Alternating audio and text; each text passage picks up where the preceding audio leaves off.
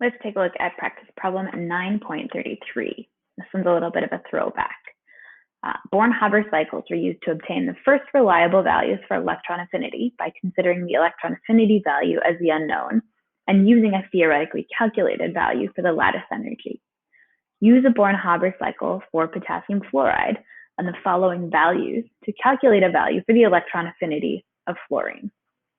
So, Born-Haber cycle means Hess's law, which means that we'll need to identify which part of the cycle each of these is, so we can identify what, if we need to change any of the coefficients, for example, and also so we can put them in the right place in our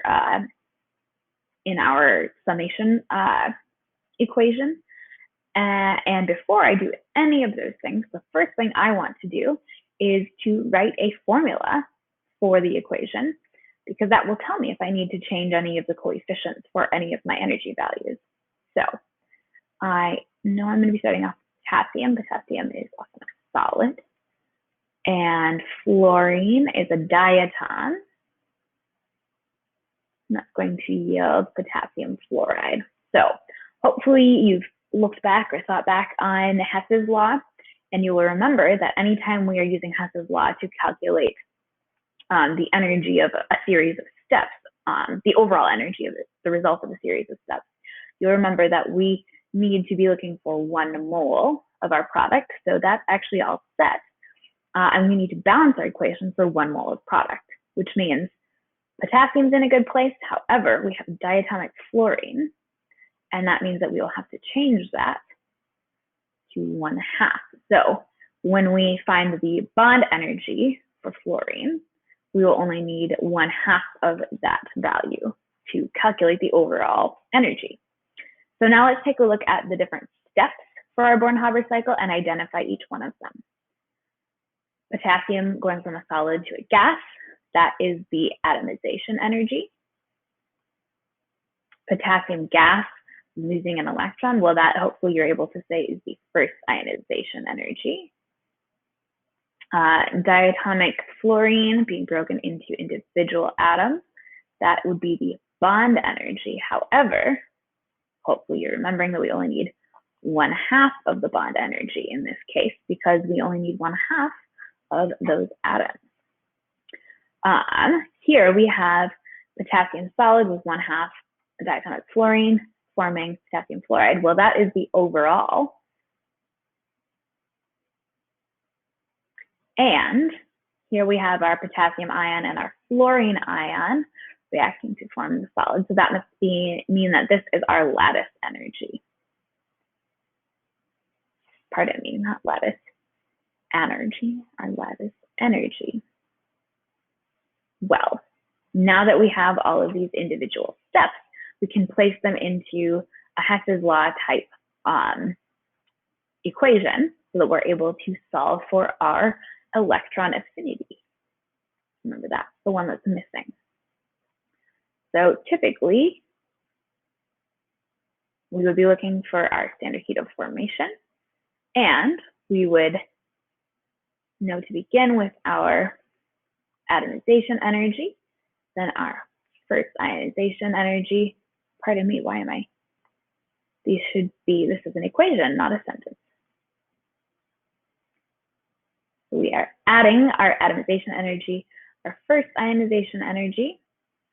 We have 1/2 of our bond energy.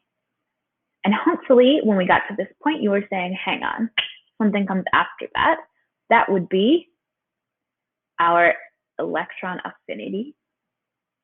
And then finally, our lattice energy. So all we need to do then is solve for our electron affinity, plug our numbers in, and calculate.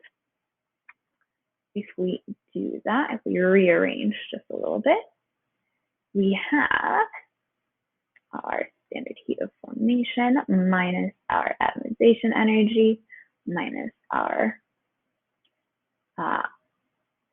bond energy, 1/2 of our bond energy minus our lattice energy. Then we would just plug in our numbers to solve for our electron affinity.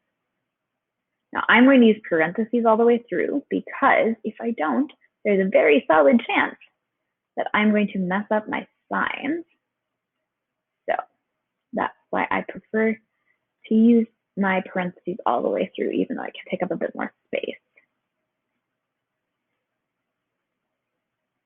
And here I'm going to remind myself by keeping that 1/2 in, so I remember to do that multiplication. And again, here's where that parentheses practice helps a lot, because otherwise I might mess up the sign convention. When we do all of those calculations, we should end up with an electron affinity equal to -336 kilojoules.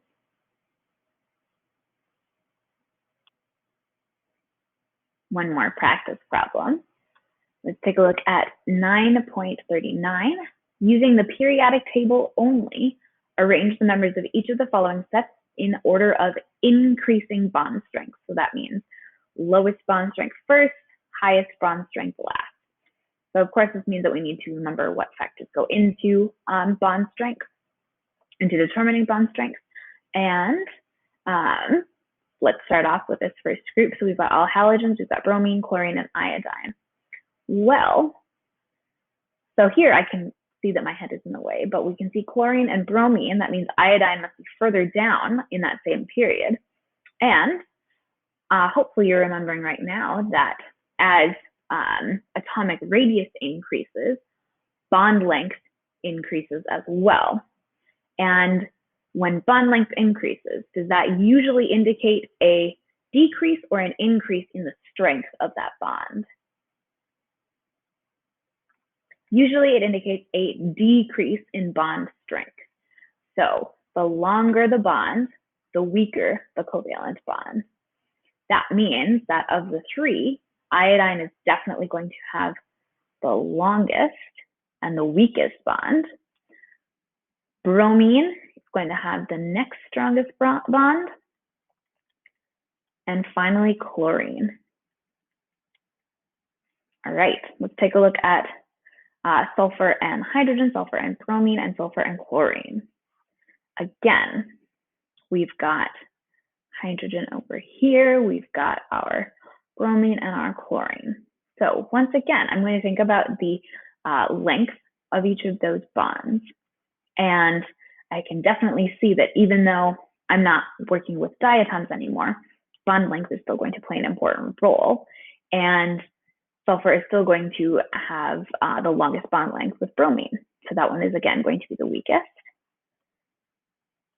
And then if we compare and contrast hydrogen and chlorine, well, hydrogen is such a small atom, such a small molecule, or such a small atom, it's going to have a very, very short bond length. So that one is actually between chlorine and hydrogen, definitely going to be the shortest bond length and therefore the strongest.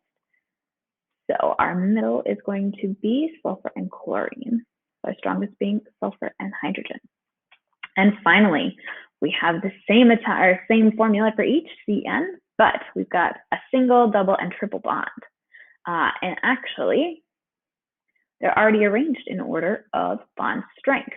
So hopefully you're remembering right now that higher bond order, so that means higher numbers of shared pairs of electrons, 1, 2, and 3, means a higher bond strength. And that's, again, generally because when you have a higher bond order, they're going to be closer together because they're going to be sharing those electrons. They're going to be very close in their sharing of those electrons, and that is going to be a stronger bond.